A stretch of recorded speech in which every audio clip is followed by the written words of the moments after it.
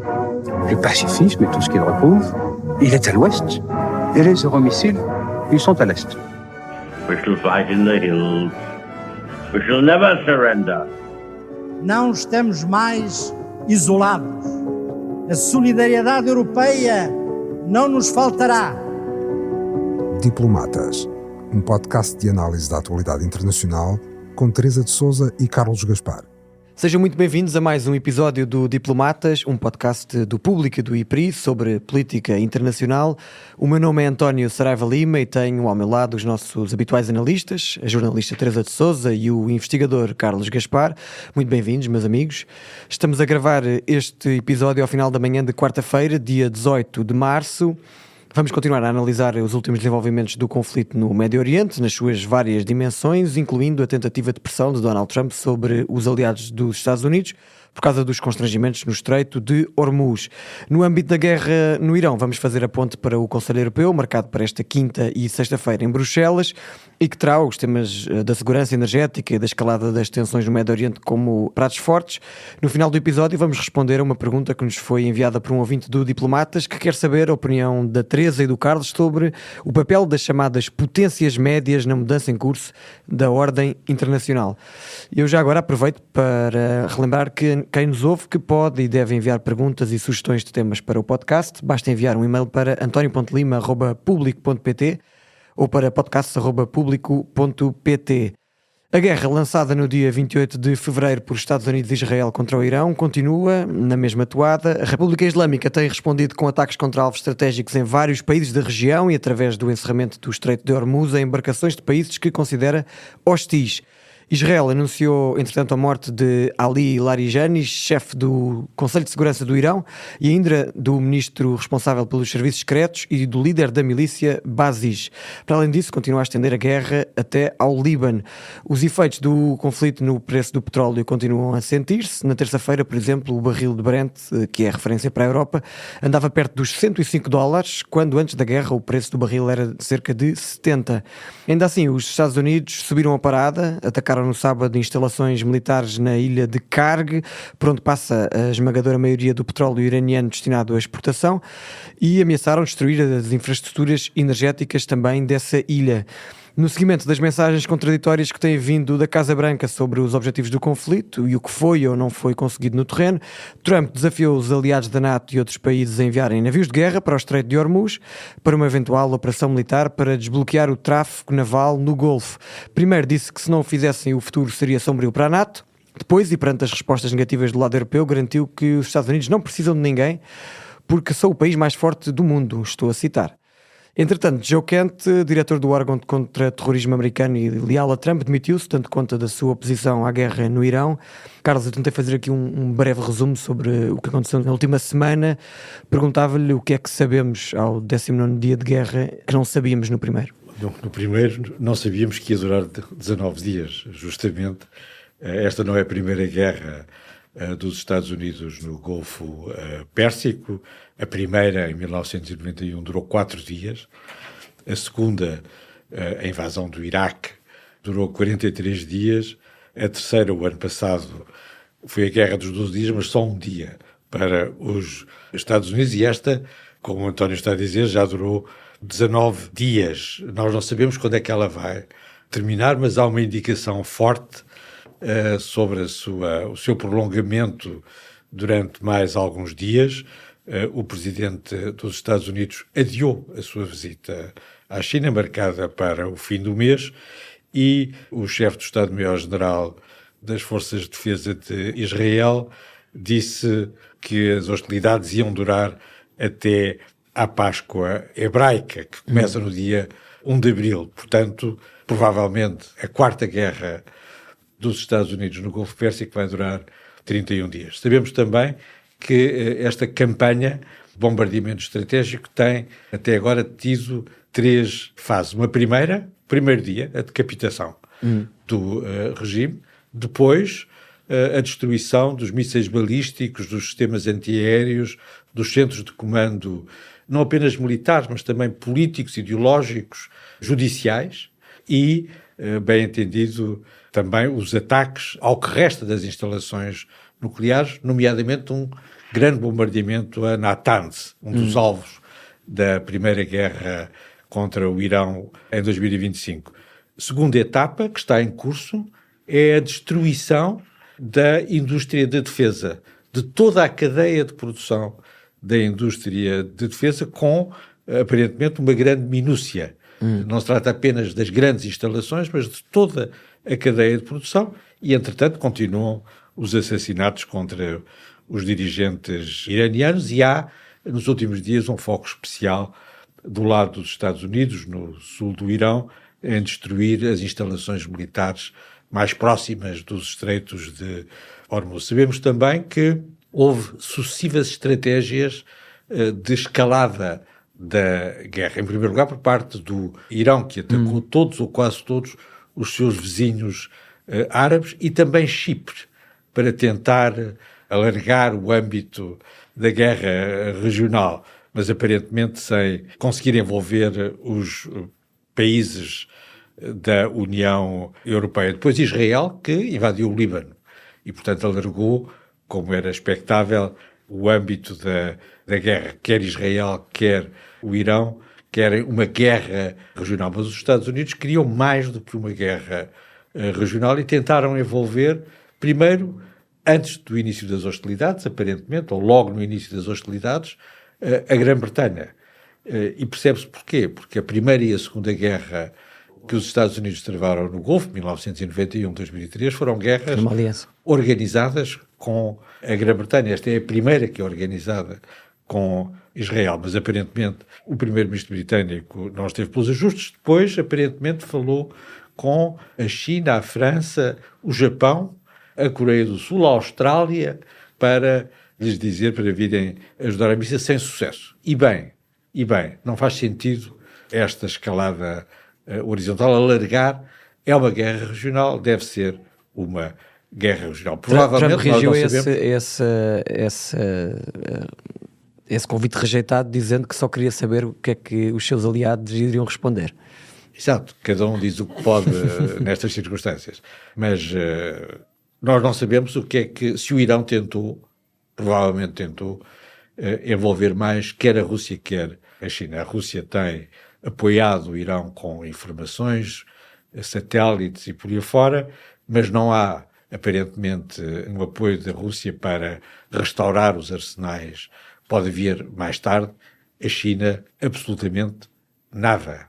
Aconselhou as partes a seguirem os princípios da sua iniciativa global de segurança, que eram muito úteis nestas situações. Estamos conversados sobre a importância da China. Finalmente, nós sabemos também que a guerra é uma guerra limitada, é uma guerra regional com o envolvimento dos Estados Unidos. Sabemos que ela vai acabar brevemente, pode depender um pouco da flutuação dos preços do petróleo.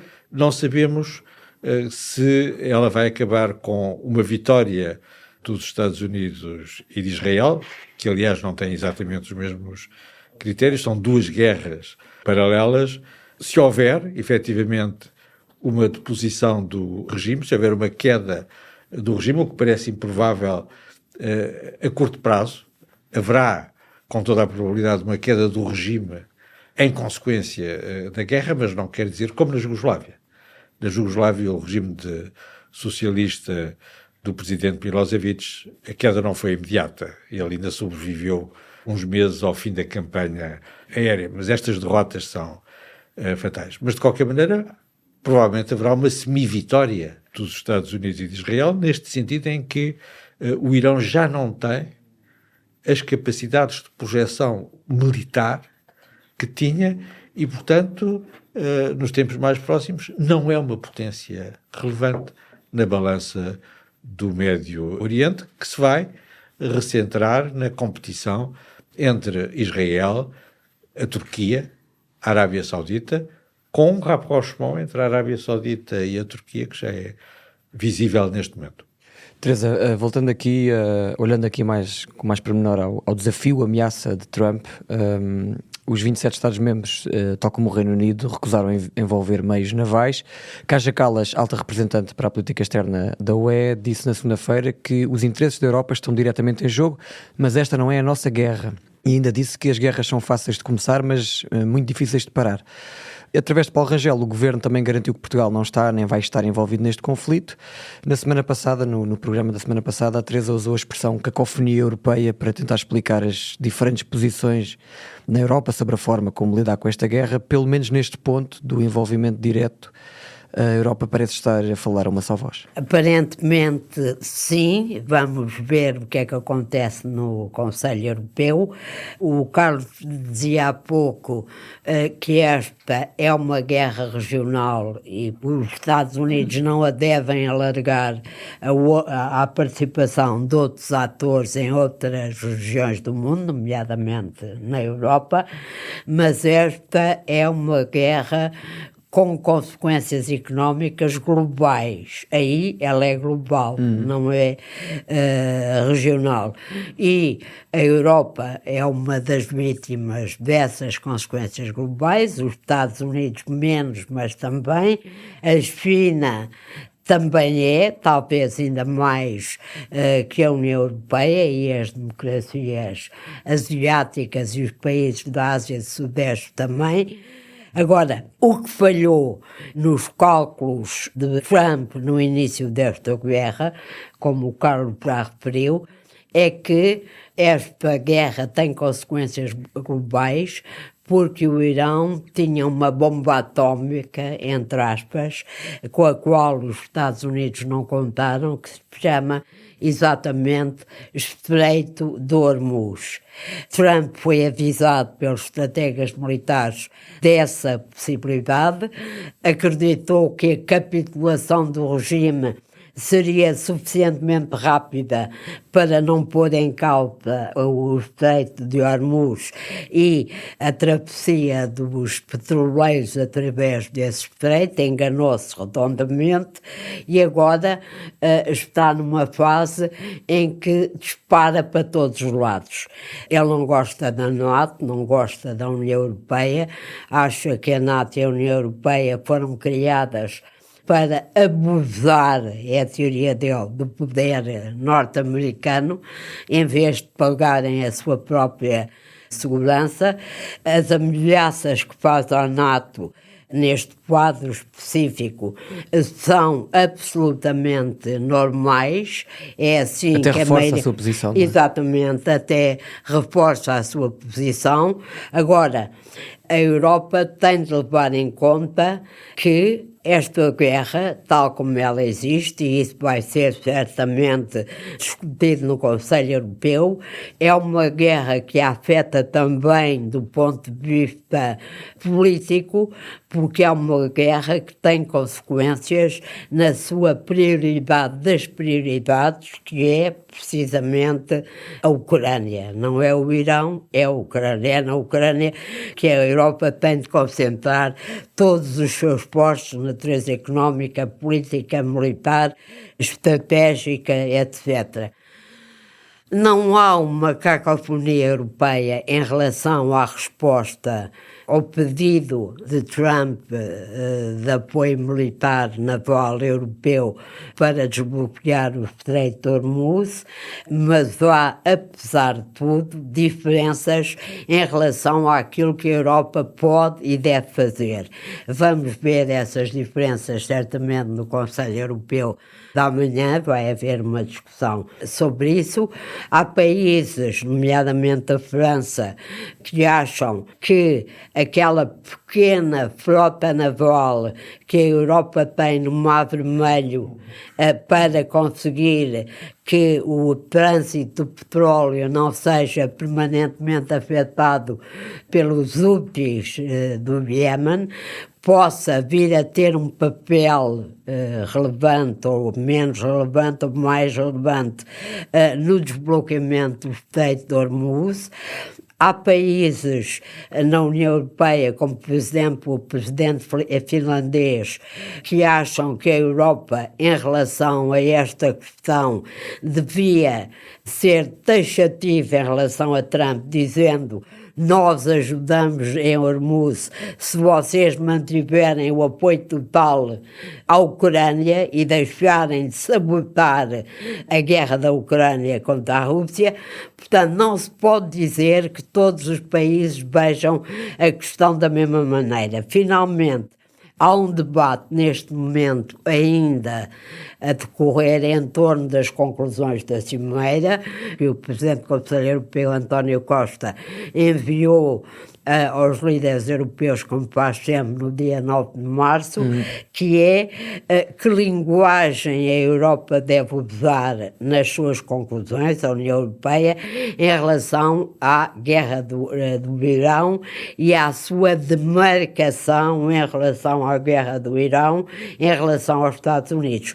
Isto quer dizer que não há, como raramente há, uma unanimidade à mesa do Conselho sobre como lidar com esta questão gravíssima de consequências económicas pesadíssimas, em que a Europa equaciona uma avalanche de refugiados, como aconteceu na guerra da Síria, embora não me pareça que isso vá acontecer, pelo menos no curto prazo, em que a Europa equaciona como lidar com a crise económica e energética provocada pela guerra. Não há, nem pode haver uma unanimidade, mas creio que há, apesar de tudo, uma convergência na ideia que é, como tu referiste, sintetizada pela alta representante para a política externa, Kaja Kallas, de que esta guerra não é a guerra da Europa é a guerra na Ucrânia. Então, já agora eu aproveito para lhe perguntar, porque eu tinha aqui uma pergunta sobre isso, que está relacionada com o Conselho Europeu e com a guerra na Ucrânia. Como é que a Teresa viu a resposta dos países europeus à decisão de Donald Trump de suspender as sanções sobre o petróleo russo? Viu pessimamente, como todos disseram. Isso é que verdadeiramente preocupa a Europa. É essa suspensão das sanções. Menos a Bélgica. Menos a Bélgica. A Bélgica e o seu primeiro-ministro nacionalista, Bart Wever. É preciso classificá-lo também. Exato.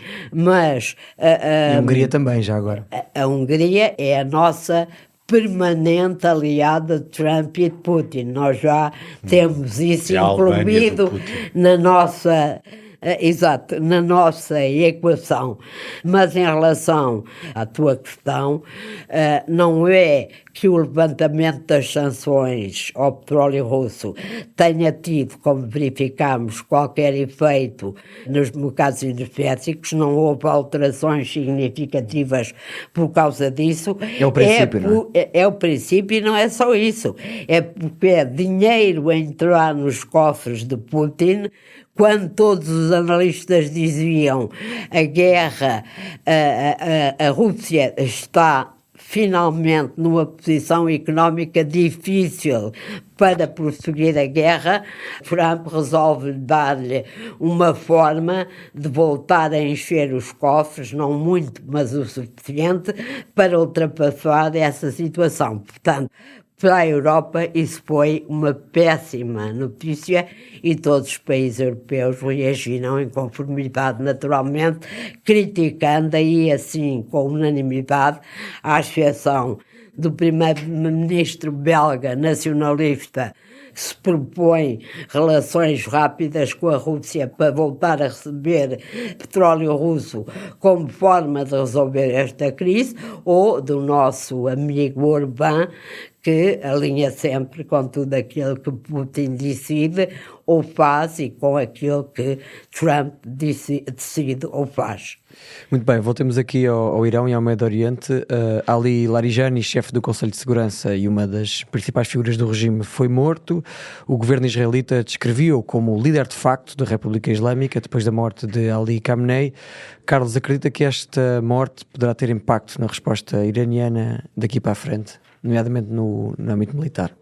Efetivamente, os especialistas em Israel da política iraniana, têm a obrigação de ser bons, dizem que Larijani era o verdadeiro sucessor de Khamenei, não o filho do Khamenei propriamente dito, não o filho que é uma fraca figura, mas sim Larijani. O facto de ele ter sido assassinado pelos próprios israelitas e pelos norte-americanos deu como resultado a indicação, elegeu, de certa maneira, o assassinato elegeu o filho, que não se sabe se está vivo ou se está morto, e agora os israelitas, que são quem tem a lista dos alvos a abater na elite iraniana, assassinaram Larijani, bem entendido, e, portanto, interromperam esse cenário de transição que não tinha desaparecido pelo chefe do Conselho Superior de Segurança Nacional e que aparentemente era o herdeiro designado. O herdeiro designado, o que é importante porque, embora ele seja de uma grande família de clérigos xiitas, ele próprio não é um ayatollah, portanto podia significar para os espíritos mais esclarecidos uma evolução pós-clerical, uma laicização, se é que se pode falar disso.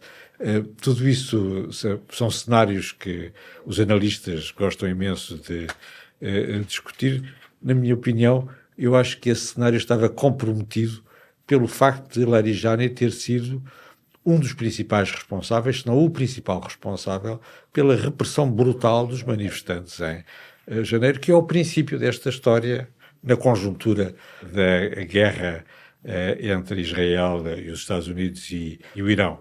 Eu julgo que o problema que está aqui posto é o seguinte: os israelitas querem literalmente assassinar todos os principais dirigentes iranianos. Não matam o presidente, o que significa que ele não é um dos principais dirigentes iranianos, mas é, obviamente, esse o objetivo. Mas, mais uma vez recorrendo aos especialistas, desta vez persas, os especialistas persas dizem que o regime está preparado para a decapitação. Exatamente. E que, portanto, cada um daqueles personagens políticos, militares, religiosos, tem um sucessor. E o seu sucessor tem um sucessor.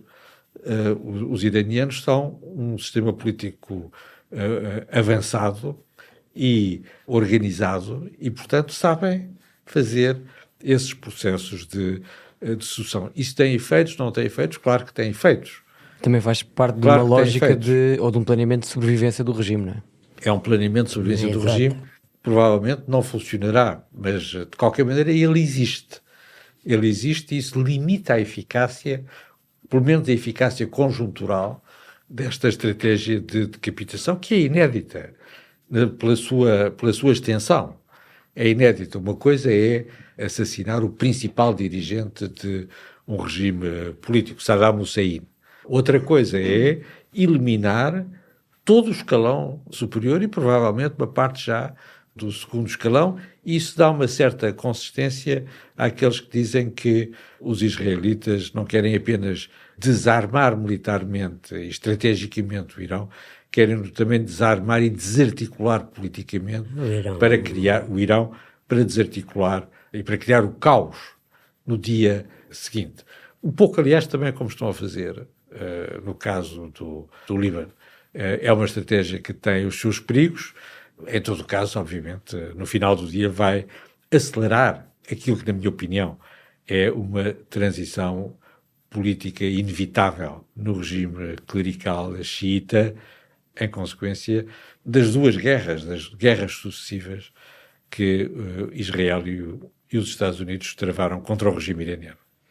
Muito bem, vamos passar agora ao nosso último tema. Recebemos um e-mail muito simpático do ouvinte Ricardo Sousa, que descreve o Diplomatas como um dos melhores podcasts ao nível da área das relações internacionais. Muito obrigado, Ricardo.